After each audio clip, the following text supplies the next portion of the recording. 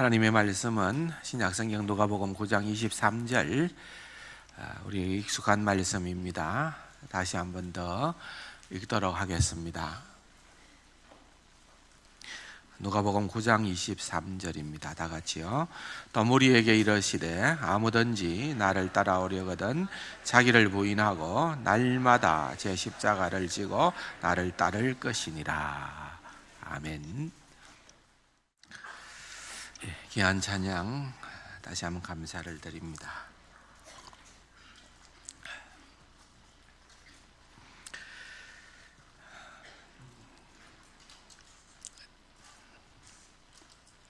참된 제자의 삶에 대한 부분들을 계속해서 우리가 나누고 있습니다. 지난번에 저희들이 이 본문의 말씀을 가지고 생각을 했던 것은 아주 중요한 그런 어떤 주제였습니다. 우리가 흔히 생각하기로 그냥 단순하게 예수를 믿고 살아가는 그런 성도 또는 교인 뭐 이렇게도 표현할 수가 있겠습니다만은 그런 사람들이랑 또 과연 이 제자라고 표현할 수 있는 그런 제자는 구별된 종류의 사람이겠다고 그렇게 생각을 할 수가 있습니다. 그러나 사실 성경은 그렇게 우리에게 말씀하고 있는 것이 아니고 또 예수님도 우리를 그렇게 구별을 해서 너는 제자고 너는 아니고 이렇게 우리를 구별하는 것은 아니라는 것입니다. 신약 시대를 살아가면서 우리가 예수를 은혜로 믿습니다. 구원함을 받았습니다. 그래서 우리가 하나님의 백성이 되고 나면은 이 감격과 이 은혜가 얼마나 크고 놀라운지 우리는 그 다음은 당연코 제자의 삶을 살아야 되고 또 그렇게 살아가도록 주님께서 우리를 부르고 계시는 것입니다. 그래서 이 제자의 삶이라는 것을 나와는 별개다, 누구에게는 해당될는지 모르지만은 나하고는 상관이 없다고 그렇게 여러분들이 혹시라도 밀어내지 마시고요. 지금 계속해서 우리가 살피고 있는 이 말씀은 바로 하나님께서 나에게 하시는 말씀이다. 내가 그렇게 깨닫지를 못해서 문제가 있는 것이지, 내가 그것을 깨달으면은 나도 그렇게 삶을 살아야 되겠구나 라고 하는 그런 결단을 다짐하는 그런 시간으로 여러분들이 이해를 해야 좋을 것입니다. 그래서 오늘 본문에서 우리가 지난번에 나누었던 것을 간단하게 주제만 거론하고 넘어간다면은 아무든지 그 말입니다. 아무든지. 이 아무든지라는 말은 누구든지라는 말이고, 이것은 예수를 믿는 사람에게 있어서 예외적인 사람이 없다는 겁니다. 나는 빠지고 당신은 맞고 이게 아니고 아무든지 누구든지 라고 하는 이 표현을 통하여서 주님께서는 우리 모두를 제자로 부르고 계신다. 그것을 우리가 알아야 되는 거예요. 그래서 나도 제자의 삶을 부족하지만은 살려고 노력해야 되겠구나. 또 그렇게 살아가는 것이 내 인생의 가장 행복한 그러한 삶이겠구나. 또 나는 그렇게 살기 위하여서 몸부림을 쳐야 되겠구나. 그렇게 우리가 보다 적극적이고 긍정적인 그러한 삶을 살아야 되는 겁니다.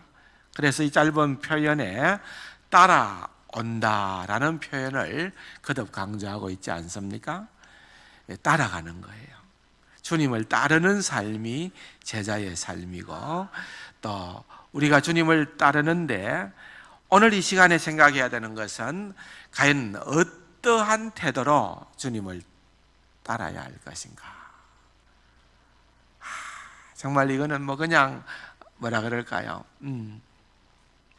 짐승이 소나개가 뭐 목에 이렇게 줄이 걸려 있으니까 안 가려고 발부등을 치는데 계속 당기니까 마지못해서 가야만 하는, 내가 십자가를 지고 자기를 부인하고 우리 주 예수 그리스도의 이름을 높이고 그 영광을 위하여서 살아가는 그 삶은 내가 정말 하고 싶은 삶이 아닌데, 내가 원하는 삶이 아닌데, 나는 내가 원하는 삶이 따로 있는데 어쩌다 보니까 재수가 없어서, 어쩌다 보니까 목이 이렇게 딱 끌려가지고서는 안 할 수 없는 그런 억지로 하는 삶을 얘기하는 것이 아니라는 것입니다. 사랑하는 성도 여러분, 주님께서 우리를 구원하셨습니다.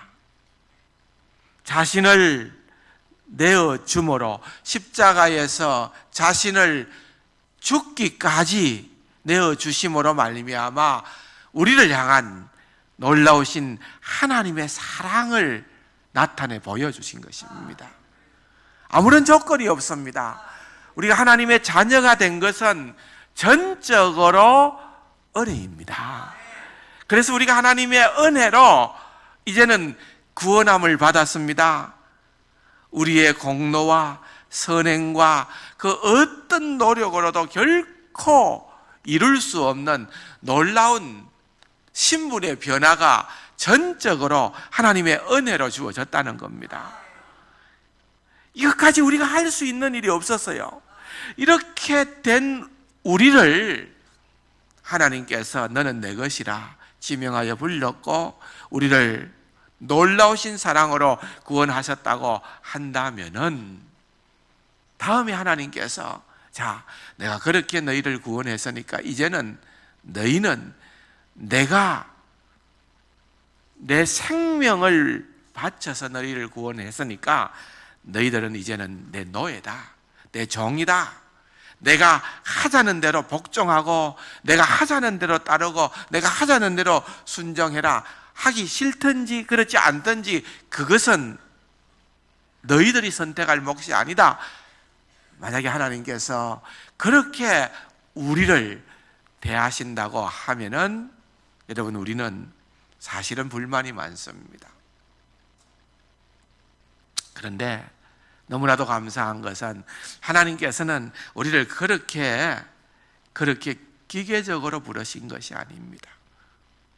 하나님은 우리가 구원의 은총에 감격하여 주님의 일을 행함에 있어서 모든 것을 자원하는 심정으로, 자원, 우리가 너무너무 기뻐서 어찌할 줄 몰라 하는 그러한 심정으로 주님을 따르고 주께서 원하시는 일을 최선을 다하여서 하고, 또한 주님과의 관계를 기쁨의 관계로 맺어가는 그러한 삶을 우리에게 허락을 하신 것입니다. 보통 남자들이 군에 가면은 대체적으로 굉장히 소극적입니다. 시키는 일만 하지 더 이상 진도를 안 나갑니다. 왜 그렇습니까? 근본적인 생각에 이 군은 내가 오고 싶어서 온 데가 아니고 국방의 의무 때문에 억지로 왔다는 거예요. 그래서 뒹굴어도 국방부식에는 돌아간다. 그러니까 그냥 때우자.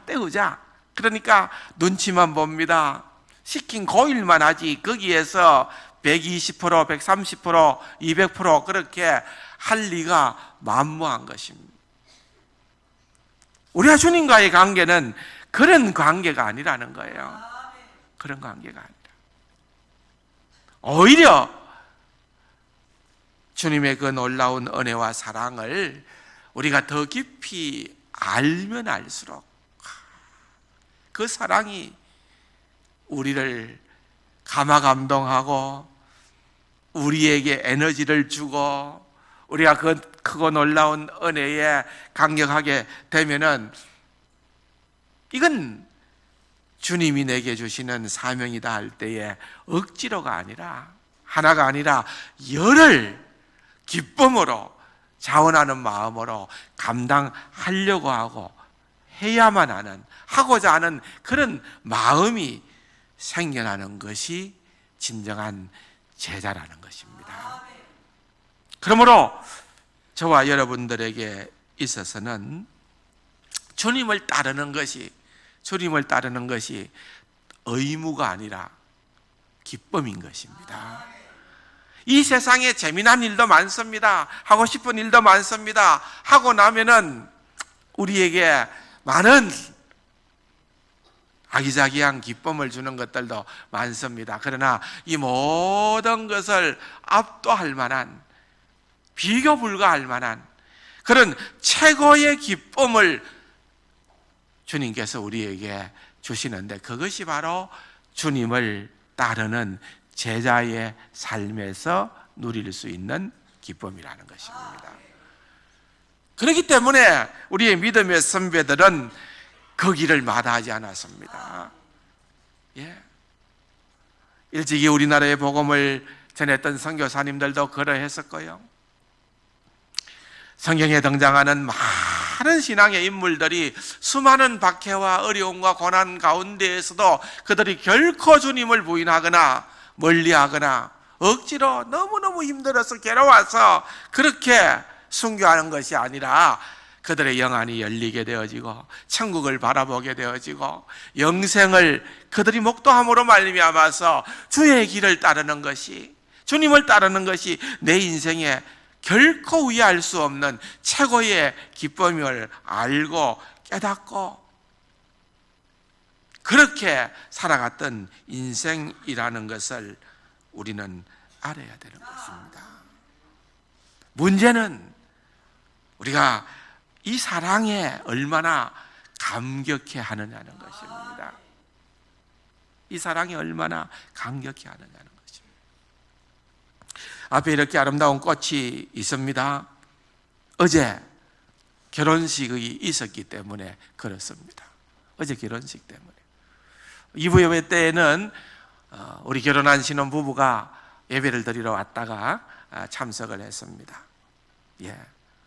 임법이, 주리, 그렇습니다. 이름이 조금 독특하기도 하고 어렵기도 합니다. 발음하기가 쉽지는 않습니다.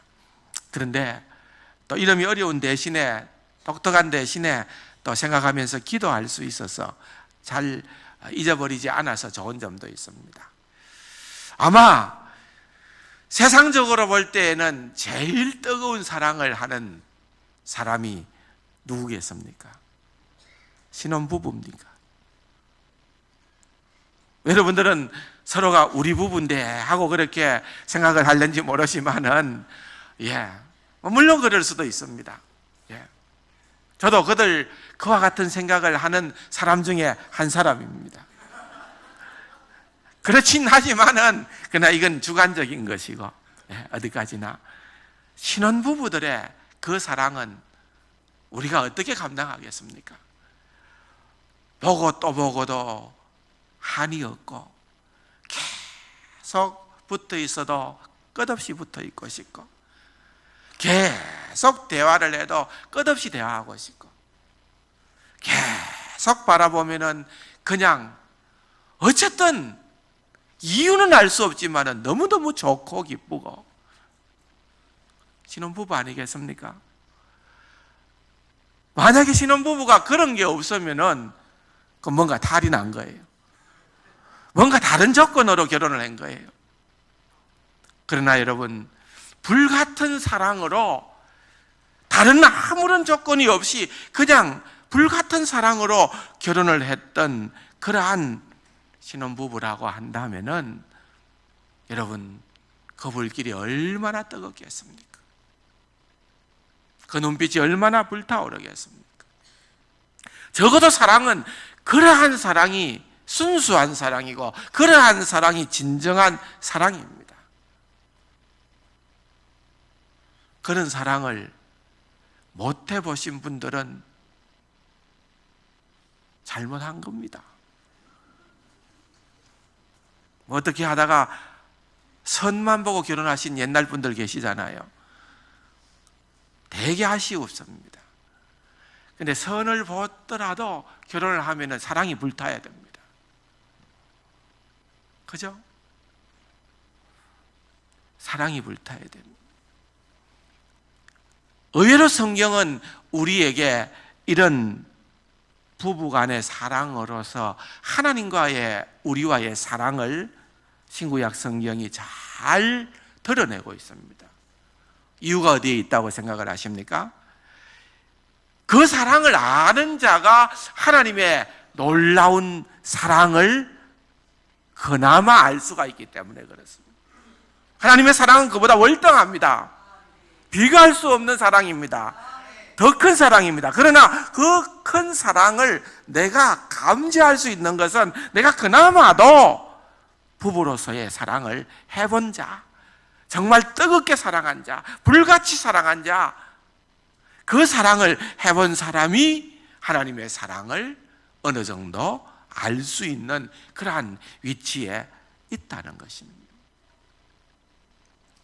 그러므로 여러분, 이제 가정의 달도 다가오는데 예전에 부부의 사랑을 회복하시기를 바랍니다. 아무런 봐도 또 봐도 감동이 없고, 가까이 손을 잡고 아무리 비벼도 느낌이 없고, 가슴 떨림이 없다 그러면은 처음으로 돌아가시기 바랍니다.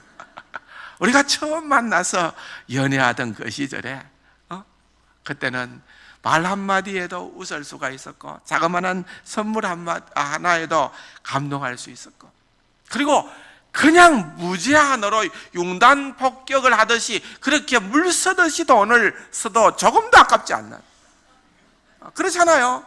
근데 지금은 너무 계산적이지 않습니까? 예, 계산적이지 않습니다. 불같은 사랑. 그런데 여러분, 부부간의 불같은 사랑도 중요하지만 더 중요한 것은 하나님과의 불같은 사랑을 회복하시기를 바랍니다. 그럼 다 되는 겁니다. 하나님이 원하시는 것이 그겁니다. 오늘 사실 여기에 나를 따라오려거든. 여러분, 해운대 백사장을 한번 생각해 보시기 바랍니다. 연인들이 신혼여행을 가서 조선 비치 호텔에다가 짐을 풀었습니다. 아직도 낭만적인 시간이기 때문에 백사장에 나갔습니다. 신부가 나 잡아봐라 그러면서 백사장을 뛰고 있을 때 신랑이 어떻게 할 것 같습니까? 그 잡을 듯 안 잡을 듯 넘어질 듯 말 듯 그러면서 깊은 사랑을 나누지 않겠습니까? 경상도 사나이는 네 잡히면 죽는다. 그렇게 갈등하면서 가는 것, 그런 모습이 아니라, 그때는 뭘 해도 아내의 뒤를 남편이 쫓아가도, 남편의 뒤를 아내가 따라가도 그건 좋은 거예요. 그래서 여기에 표현되는 이 표현, 나를 따라오려거든, 그 연인들의 모습으로서 주님께서 표현한 것입니다. 그냥 억지로 인위적으로 부모의 강요에 의해서 할 수 없이 주일이 되면 교회에 나와 앉아있는 자녀들, 누구 눈치 보는 겁니까? 하나님 눈치 보는 것이 아니라 내가 이렇게 안 나오면 우리 부모님이 얼마나 화내실까, 얼마나 나에게 구박을 할까. 사람의 눈치를 보는 거예요. 사람의 인상을 보는 거예요. 주님과의 관계는 그런 관계가 아니라는 겁니다. 사랑하는 성도 여러분, 오늘 이 자리에 주님 앞에 예배로 나오신 여러분들은 정말 주님을 향하여서 불같은 사랑, 연인들의 그 사랑과도 비교할 수 없는 그런 사랑으로 주님 내가 주님을 따르겠습니다. 주님 내가 그렇게 주님과 관계하고 싶습니다. 그렇게 나와야 된다는 것입니다. 사랑에는 어떠한 조건도 있을 수가 없습니다. 사랑하는 이를 위하여서는 어떤 것도 아깝지를 않습니다. 예수님의 죽으심을 예비한 여인은 옥합을 깨뜨리고 정말 향유를 남김없이 예수님께 쏟았지만은 조금도 아까워하지 않았습니다. 그것이 진정한 사랑이라는 것입니다. 사랑하는 성도 여러분, 우리가 지금도 주님 앞에 무엇을 내 시간을 드리고 재능을 드리고 물질을 드리는 이런 것들이 뭔가 아깝다, 뭔가 재야 한다, 뭔가 계산해야 된다. 여러분 아직까지도 불같은 사랑의 의미를 모르기 때문에 그렇습니다.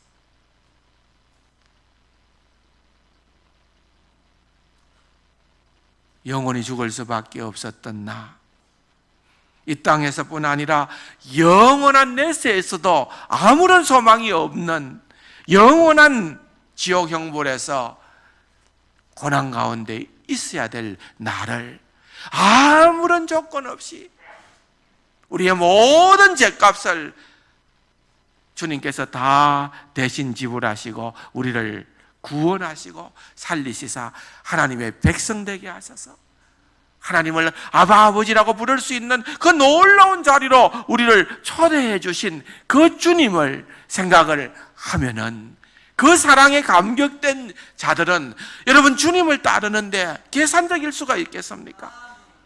결코 없습니다. 그야말로 불꽃과 같은 사랑으로 주님을 따르게 된다는 것입니다. 아깝지를 않는 거예요. 드려도 더 드리고 싶은 나의 재능을 드립니다. 나의 시간을 드립니다. 내가 가진 어떤 것이라도 드립니다. 왜? 내가 받은 것이, 내가 누리고 있는 것이, 내가 얻은 것이 너무 큰 것이기 때문에 그러하다는 것입니다.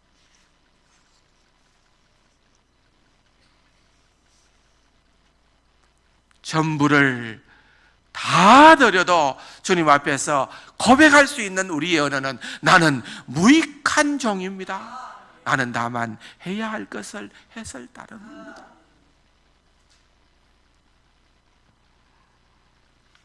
사랑하는 성도 여러분, 마태복음 13장에 보면은 값진 진주의 비유가 나오지 않습니까?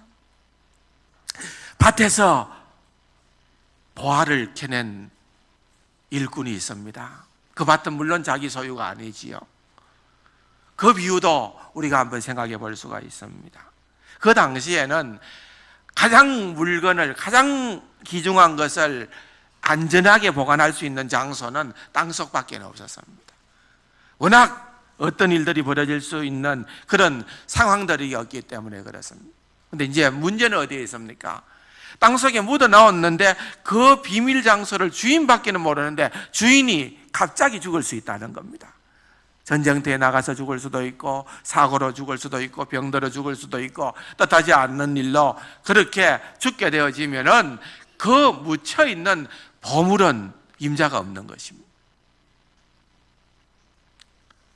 그래서 일하는 일꾼이 밭을 갈다가 보니까 뭔가 걸리는 거 있습니다. 이게 그건가? 뭔가 느낌이 달랐습니다. 보니까 제법 아주 기중품이 담겨 있는 듯한 그런 함을 캐게 되어졌습니다. 주변을 살피고 아무도 없다는 것을 확인하고 난 다음에 조용히 조심스럽게 그 뚜껑을 열어보니까 기절할 듯이 놀랍니다. 그 안에는 그가 상상치도 못한 온갖 보석들이 들어있는 겁니다. 어떻게 해야 됩니까? 다시 그것을 그 자리에 깊이 파묻습니다. 자기만의 아는 장소로 표시를 합니다. 여러분, 밭을 간다 하더라도 그의 마음은 이미 콩밭에 가 있으니까 밭이 갈릴 리가 없겠죠. 그러니까 빨리 정리를 하고서는 집으로 갑니다. 머릿속이 팽팽 돌아갑니다. 어떻게 해야 되느냐? 내 집을 팔아야 되겠다. 내 차도 팔아야 되겠다. 내가 가지고 있는 기성품도 팔아야 되겠다. 다 팔아가지고서 땅 주인에게 오는 겁니다. 밭 주인에게 오는 겁니다. 팔라는 거지요. 밭 주인은 영문도 모르고 그냥 엉겹결에 시세의 2배나 3배나 되는 그런 금액을 그냥 던져봤는지도 모르겠습니다. 그게 문제가 되지 않습니다. 왜? 그거하고 비교할 수도 없는 엄청난 보석이 그 안에 있기 때문에 그렇습니다. 돈을 주고 값을 지불하고 그 밭을 샀습니다. 이것이 천국에 대한 비유라는 것입니다. 이것이 하나님의 백성됨의 비유라는 것입니다. 여러분, 우리가 이 세상에서 누릴 수 있는 크고 작은 기쁨들이 들어있기는 합니다만은 그런 것하고는 다르다는 거죠. 내가 예수를 믿고 하나님의 백성이 되고 구원함을 입고 영생을 소유하고 천국의 시민권자가 되었다라고 하는 이 사실은요, 정말 조건 없이 말할 수 없는 크신 은혜와 사랑으로 하나님께서 우리를 사랑하셨다는 구체적인 증거가 되는 것입니다. 성경은 이렇게 묘사하고 있습니다. 천국은 마치 밭에 감추인 보화와 같으니 사람이 이를 발견한 후 숨겨두고 기뻐하며 돌아가서 자기의 소유를 다 팔아 그 밭을 사느니라. 여러분, 그 밭을, 자기의 모든 소유를 다 파는 이 사람이 억지로 팔았습니까? 마지못해 팔았습니까? 주변의 눈치 때문에 팔았습니까? 성경은 묘사합니다. 이 사람이 기뻐하며 돌아가서 밭을 팔았다. 자기의 모든 것을 팔았다. 왜 그렇습니까? 이유는 보화 때문에 그렇습니다. 그 보화는 자기의 재산하고 계산할 수 없는 그런 어마어마한 가치를 가지고 있는 보화였기 때문입니다. 세상 사람들은 손가락질을 할 수 있습니다. 그 밭 비밀을 모르는 사람들은 그를 비웃을 수도 있습니다. 미쳤다고 할 수 있습니다. 그러나 그 밭의 가치를 알고 있었던 이 사람에게 있어서는 자기의 모든 것을 다 팔아 거기에 투자하는 것이 최선의 투자입니다. 최고의 투자입니다. 최상의 투자라는 것입니다. 사랑하는 성도 여러분, 바로 그것입니다. 기쁨으로 그 일을 감당한다는 것입니다. 핵심입니다. 사랑하는 성도 여러분, 분명히 제자의 삶은 자기를 부인하고 자기 십자가를 지는 것은, 이것은 대가를 지불한다는 것입니다. 희생을 지불한다는 것입니다. 그러나 그렇게 지불하는 대가와 희생을 세상 사람들은 미련하다고 볼 수 있습니다. 세상 사람들은 바보라고 손가락질할 수 있습니다. 그러나 그 가치를 아는,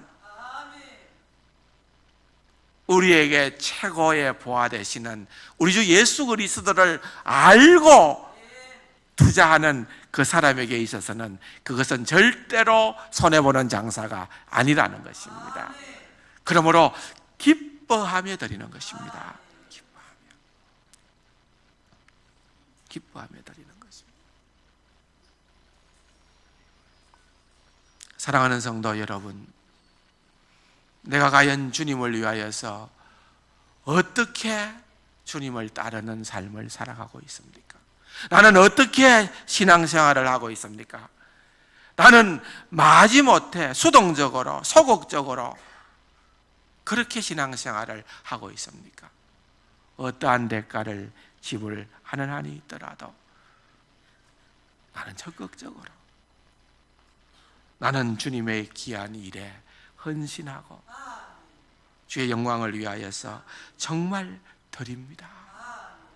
그 사랑의 외적 표현이 드림 아니겠습니까? 우리가 드릴 수 있다는 것, 이것이요 인색하여 드리는 것이 아니라 주고 드리고 드려도 더 드리고 싶은 그 마음이 우리에게 진정으로 주님의 놀라운 은혜와 사랑을 우리에게 보여주고 있는 그러한 최고의 것이라는 겁니다. 옛날에는 사람들이 글자를 잘 모르는 그런 시절이 있었습니다. 그럴 때에는 교회의 리더들이 말로서 많은 가르침을 줬습니다. 그러면은 그 가르침을 받은 대로 그렇게 신앙생활을 했습니다.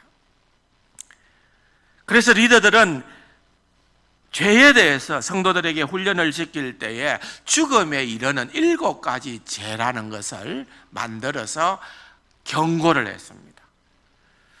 많은 죄들이 있지만은 이 7가지 죄는 진짜로 조심하고 피해라. 그것이 너희를 죽음에 이르게끔 한다. 그겁니다. 그런데 그 죽음의 7가지 죽음에 이르는 죄의 리스트 가운데에서 나태라는 단어가 나옵니다. 나태. 그런데 이상하지 않습니까? 우리가 나태라고 하는 것이 뭔가 잘못되고 뭔가 미흡하다는 것은 알기는 알겠는데 그것이 사악한 죄냐? 그것이 정말 죽음에 이를 만한 그런 무서운 죄냐? 우리는 그렇게 생각하지 않을 수가 있습니다. 그런데 그 나태라고 번역된 단어는 아시디아라고 하는 원래 헬라 말인데 이 아시디아라는 이 단어는 나태라기보다는 엄밀한 의미에서는 영적 무관심이라는 단어예요. 영적 무관심. 여러분 이해가 되십니까? 하나님의 백성으로서 우리가 주님 앞에 구원받은 백성으로서 살아가면서 하나님께서 우리에게 주신 이 기가 막힌 그러한 말씀들에 대하여서 여러분 이 비밀에 대하여서 내가 영적인 무관심, 내가 영적으로 무관심하게 되는 것이 얼마나 우리에게 무서운 죄인가 하는 것을 옛날 믿음의 선배들은 가르쳤다는 것입니다. 사랑하는 성도 여러분, 내가 어느 날 나는 이상하게도 신앙생활에 흥미를 놓쳤다. 나는 교회 봉사에 흥미를 놓쳤다. 교회 생활에 나는 흥미를 잃어버렸다. 영적 무관심일 가능성이 높습니다. 사랑하는 성도 여러분, 첫사랑을 회복하시기를 바랍니다. 사랑이 없는 부부관계는요, 이건 정말 율법적입니다. 너무너무 피곤한 관계입니다. 그렇지 않습니까? 부부는 사랑의 관계여야 하는 것입니다. 하나님과의 관계에서는 더 말할 나위가 없는 것입니다. 그래서 요한계시록 2장에 보면은 에베소 교회를 향한 책망을 지적을 하면서 너를 책망할 것이 있나니 너의 처음 사랑을 버렸는지라. 그러므로 어디서 떨어졌는지를 생각하고 회개하여 처음 행위를 가지라. 만일 그리하지 아니하고 회개하지 아니하면 내가 내게 가서 내 촛대를 그 자리에서 옮기리라. 무슨 말입니까? 회개하고 처음 행위를 회복하라는 것입니다. 너무 중요한 말씀입니다. 사랑하는 성도 여러분, 우리는 회복이 필요합니다. 혹시라도 내가 놓쳤다면 속히 회개하고 처음 행위를 회복하시기를 바랍니다. 내가 주님을 믿었던 처음 사랑을 회복하시기를 바랍니다. 여러분, 오늘 본문에서 다시 한 번 더 여러분들에게 꼭 말씀드리고 싶은 것은요, 여기 주님께서 우리를 따라오라라고 하는 이 말을 우리는 명령어로 받아들입니다. 주님의 명령이다. 주님의 명령이니까 여러분 강요를 의미하는 것입니다. 그런데 여러분 진정한 사랑에는 강요라는 게 있을 수가 없습니다. 내가 본이 되는 것입니다. 강요는 아니에요. 따라서 이 말씀은 여러분 주님의 명령의 말씀이 아니라 어떤 말씀이냐? 한번 따라합시다. 주님의 초대의 말씀이다. 나를 따르라는 것은 이게 얼마나 좋은데, 이게 얼마나 너희들에게 필요한데, 이게 얼마나 너희들을 행복하게 하는데 너희들이 한번 이 길로 오지 않겠는가? 주님께서 초대하시는 것입니다. 명령이 아니라는 것입니다. 그렇기 때문에 이 초대에는 응할지 응하지 않을지는 우리의 선택에 달려 있습니다. 사랑하는 성도 여러분, 주님의 이 놀라운 초대에 반응하는, 응하시는 그러한 은혜가 있기를 주님의 이름으로 축원합니다. 이것은요, 우리가 우리를 피곤하게 하고 우리를 힘들게 하고 우리를 넘어뜨리게 하고 우리를 세상에 살맛없는 인생으로 만들기 위한 주님의 괴롭힘의 명령이 결코 아니라 우리를 가장 최고의 길, 가장 행복한 그 길로 주께서 우리에게 인도해 주시는 최고의 음성이요 사랑의 초대임을 명심하시기를 바랍니다. 그래서 이 초대에 반응하시는 귀하고 복된 우리 세상 가족들이 다 되기를 주님의 이름으로 축원합니다. 좋으신 아버지 하나님, 은혜와 사랑을 감사드립니다.